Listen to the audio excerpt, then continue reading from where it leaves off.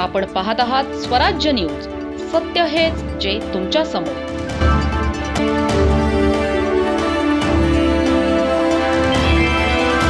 धुळे तालुक्यातील वडणे गावात कर्तृत्वाचा सन्मान आणि पर्यावरण संवर्धनाचा अनोखा संगम पाहायला मिळाला.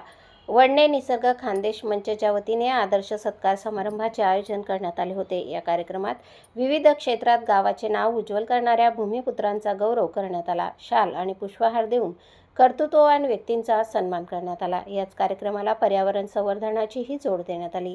लोकसहभागातून तब्बल 270 विविध वृक्षांची लागवड करण्यात आली. बेलपत्र, सीताफळ, आवळा, खैर, महू, हिरडा, पिंपळ, वड आणि अशोक यासारख्या वृक्षांची लागवड करण्यात आली. ग्रामस्थांच्या अंगणात तसेच शेताच्या बांधावर ही रोपे लावण्यात आली.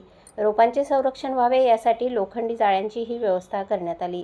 हरित वडणे, सुंदर वडणे, स्वच्छ वडणे, आदर्श वडणे हा संकल्प प्रत्यक्षात आणण्यासाठी मंचाकडून सातत्याने प्रयत्न सुरू आहेत.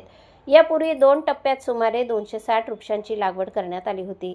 आता तिसऱ्या टप्प्यात आणखी 270 वृक्षांची लागवड करण्यात आली आहे. श्रावण महिन्याचे औचित्य साधत कार्यक्रमाची सुरुवात वृक्षपूजनाने करण्यात आली. महिलांच्या उपस्थितीत भगवान नारायण स्तोत्राचे पठण करण्यात आले. त्यानंतर श्री विठ्ठल रुक्मिणी मंदिरात विधिवत पूजा करण्यात आली. कार्यक्रमाच्या अध्यक्षस्थानी ज्येष्ठ नागरिक पुंडलिक जयराम पाटील होते. गावातील विविध क्षेत्रातील कर्तृत्ववान भूमिपुत्रांचा यावेळी गौरव करण्यात आला. गावाबाहेर जाऊन यश मिळवणाऱ्या भूमिपुत्रांनी आपल्या गावाशी असलेले नाते कायम ठेवावे असा संदेश यावेळी देण्यात आला. गावाच्या विकासासाठी आणि पर्यावरण संवर्धनासाठी योगदान देण्यात आले. गुजरातमध्ये स्थायिक असलेले वडणेचे सुपुत्र प्रवीण पाटील आणि सुनील पाटील यांनीही या उपक्रमाला सहकार्य दिले.